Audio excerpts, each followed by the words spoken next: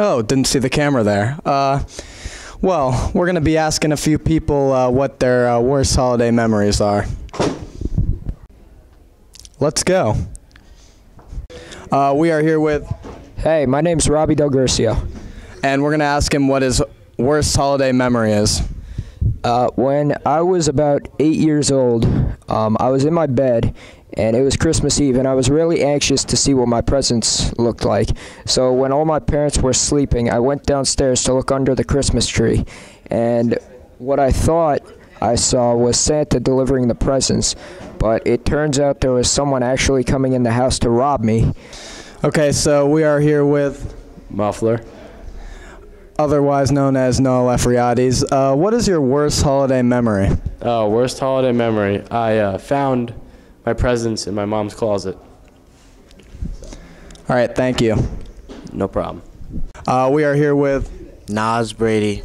And we're going to ask him what his worst holiday memory is.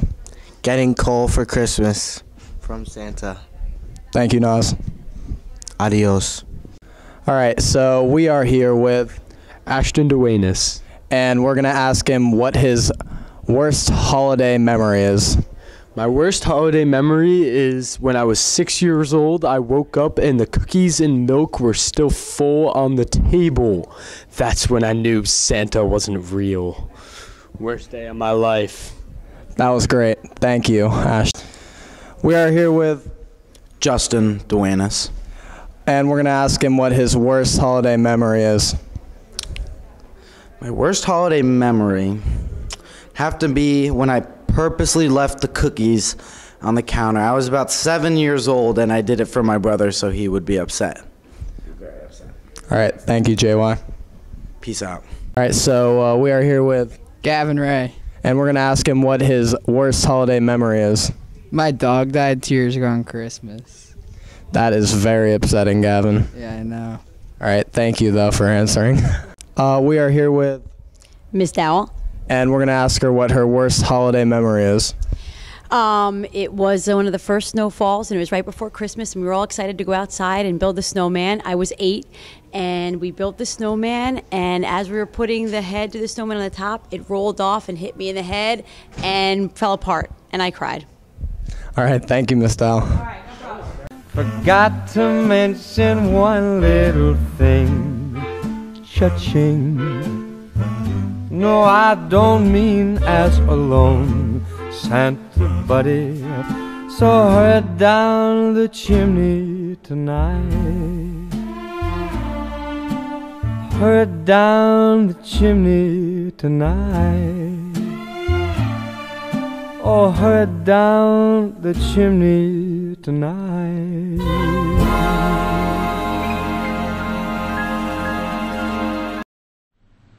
Unfortunately, Shauna couldn't join us because she was so upset about the Barbie Dream House. We have Emily here instead. Let's bring up the mood with some traditional holiday celebrations. Let's see what traditions Emily and Ben have for us. Every year, families come together during the holidays to create traditions or add on to new traditions that they already have. This year, we went through the halls of Glen Rock High School to find out what people's holiday traditions are. Hi, I'm here with Justin. Justin, do you have any favorite family traditions that you do on the holidays, like even with friends? Well, my parents and I and my brothers, we hide an ornament. Only one of them. And then we don't let my dad know that we're hiding the ornament, and he has to find it. Yes. On Christmas Eve, I go to my grandma's house with all of my family. Yeah, on Christmas Eve, me and my cousins, we all get together at our grandparents' house, and one of our parents dresses up as Santa Claus, and we used to all sit on his lap and get our presents. That's so cute. Yeah, on Christmas Day, my cousins come over for breakfast, and then for dinner we go to their house. So. Oh, that's so cute. Yeah. When I was little, we used to dress up and dance for our family with my cousins. Do you want to show us an example? No.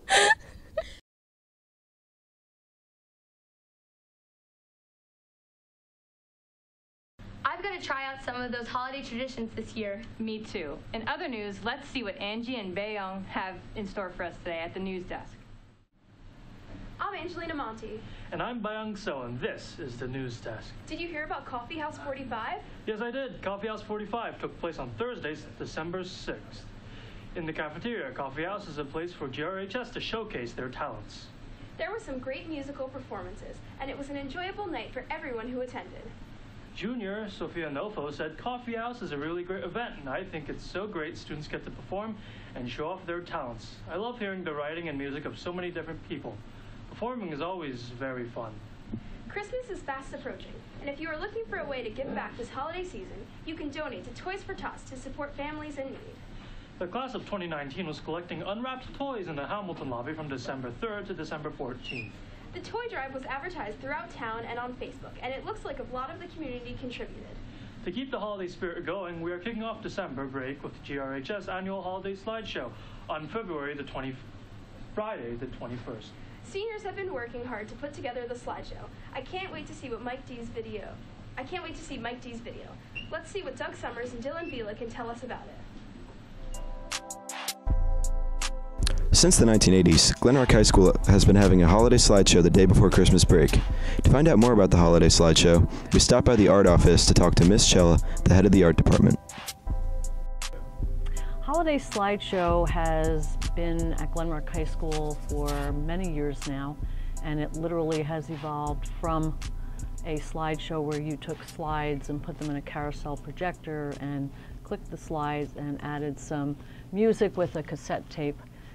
So now at this point it's moved to video, but we still call it the Holiday Slideshow. I would say it was probably started somewhere around the early 80s. The media arts classes are the main focus. It's a project done in media arts, which is a seniors class. And we do have music, so Mr. Helder and Miss Lilikas help us with that. This year for the Holiday Slideshow, senior and amateur competitive eater Mike DeAngelis will be making a more unique video. He's going to attempt to break his record for the most White Castle sliders eaten in one sitting. We sat down with Mike to talk about his thoughts going into the challenge. I got the idea from watching Super Size Me in 8th grade. It gave me the idea to make my own documentary called Super Size D. When I go to White Castle, I usually get 5 doubles, which is equal to 10 patties of meat, but it's only 5 rolls, so it's a little easier. But for the challenge, I'm going to be doing singles, so it'll be a little harder. So when I told my mom I was going to be doing this for the winter slideshow, she kind of laughed at me, but now she finds it funny and is completely supportive of it. To maximize the amount I can eat, I want to go for speed so the bread doesn't expand in my stomach. I want to get it all down and then let it expand. Right now I'm setting it at 15.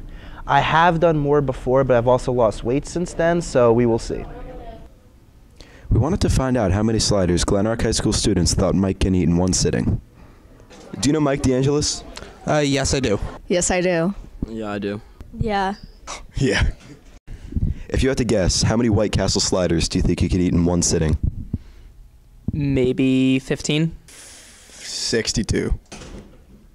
I think you could eat about 15 sliders. I'll say 12. I'm not going to underestimate him. I'm going to go with about 350. 7. 28. I think he can eat about 15 sliders in one sitting. Wow, it's a tough question. I have a lot of experience, though, with Mr. DeAngelis and his eating habits. I've taught Mike every year since he's been a freshman, and sometimes I've had him in more than one class per year. So you get to see a fair bit of eating, Mike's eating. I've even had students film Mike for a project for my marketing class, so there's a lot of Mike eating. So what would I say? Really, really educated guess. I'd say he's good for a solid 20, maybe 25. So how many sliders will Mike be able to eat? To find out, watch the Holiday Slideshow on December 21st.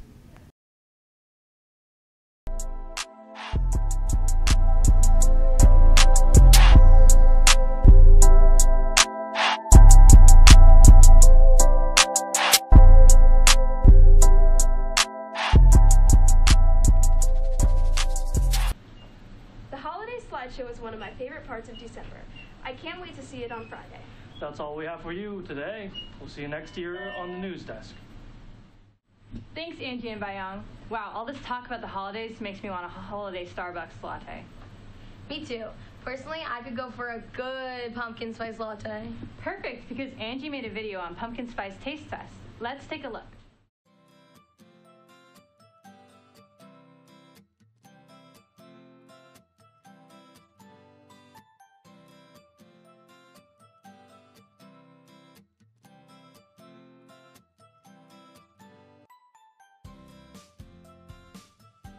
Pumpkin spice, I feel like, you know, it's gone a little far, but I mean, like, why not try new things? I don't really like pumpkin spice at all, so I don't really care. I like pumpkin spice. They have pumpkin spice chips at Trader Joe's. So we have hot cocoa mixed pumpkin spice.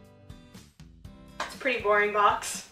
Yeah, I mean, not intriguing. Marketing could be better. I'm interested. She is ugly. Do I have to drink this now? I know the smell.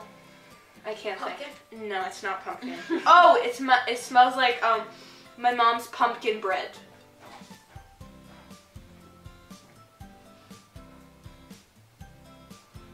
Oh, are we trying it now? It has like an aftertaste of pumpkin spice. It like doesn't taste like pumpkin.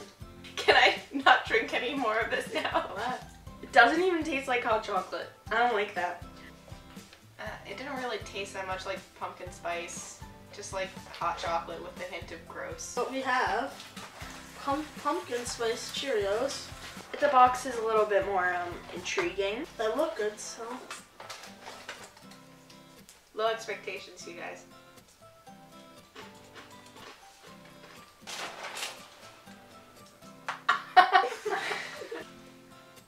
Tastes like a burnt pumpkin.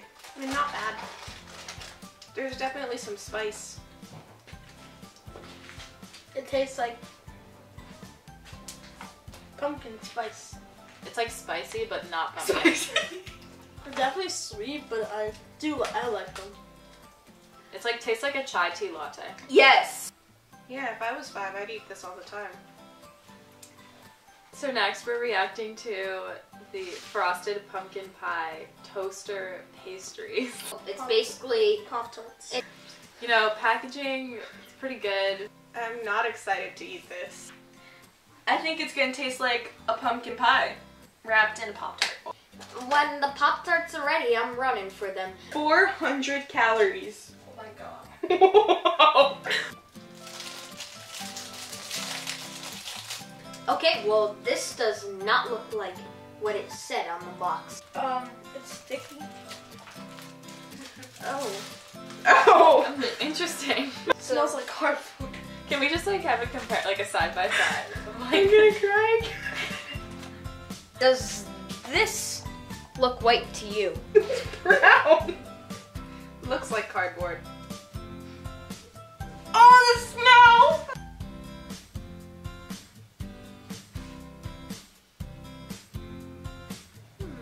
No Pop-Tart. There's like a chemical flavor in this that doesn't seem right.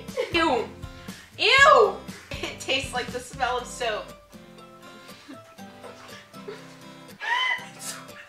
I don't like it. Pop-Tart, pumpkin spice fail.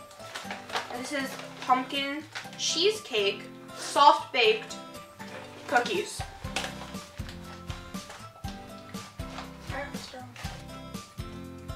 They're bright orange, kind of like diarrhea. Orange. They smell good. They're like orange. Red orange. Oh no, this reminds me of cat vomit. Like, it definitely tastes like pumpkin, but like, they just added the cheesecake in there for I don't know what reason, but it's false. This tastes like a candle. They're good, but the chocolate's a little overpowering. I kind of feel like if you didn't know this was pumpkin, you wouldn't know. That's the best out of them. I don't like it, but it does have some pumpkin spiciness. I said it before, I'll say it again, I don't like pumpkin spice. Nothing's changed. This is when you know pumpkin spice has gone too far. I'm sticking to pumpkin spice coffee and pumpkin spice I'm buying these cookies. donuts. And, like, too stick far. to the classics, you know? Overall, I feel like it's not like the worst year, but it's not the best. Okay, pumpkin spice this season was just not good. You didn't get your latte. Sorry. Let's go to the sports desk. Hi everyone, I'm Doug. And I'm Rob. This is a great time in sports as all the winter sports teams are starting their season up. Yes, it is. Let's start with the boys basketball team. As the season is starting up, senior Colin McDevitt said, "I'm really excited for the season because we have a bunch of guys who have really bought into what we're trying to accomplish this year. And I think the players on this team have the ability to do it. It seems like the boys are ready to have some fun this season, and hopefully we have a season to remember." They opened their season with a home win against Lodi. The girls team is also ready to have a fun and exciting year. They're in a different situation. Junior Abby Weber said, "It's going to be a bit of a challenge for us this year, considering we have such a young team with only 4 upperclassmen. But since all of us have such a strong bond as friends and teammates, I think we are going to come out on top. Hopefully the strong underclassmen led by the strong senior leadership will help be able to lead them to a Glen Rock girls team to a special season." They also had their first win Friday night against Lodi. All right, enough about basketball. Let's move on to the hockey team. The hockey team is looking to have a bounce-back season. They have a new coach and some new faces this year. They have high expectations to this year.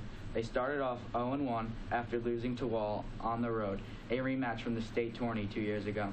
The next game is against the rivals from Ramsey. Senior Noel Ferrites talked to us about the upcoming game against Ramsey. Portis is our leader, and when he has such a history with a team like Ramsey, it just adds fuel to the fire. With this mentality, let's hope they can get a huge win on this Friday night showdown. We just sped through a story like the track team expecting to this season. After the boys' winter track team was very successful in bringing home the league championship, there's high hope that the girls' team will be able to bring one home this year.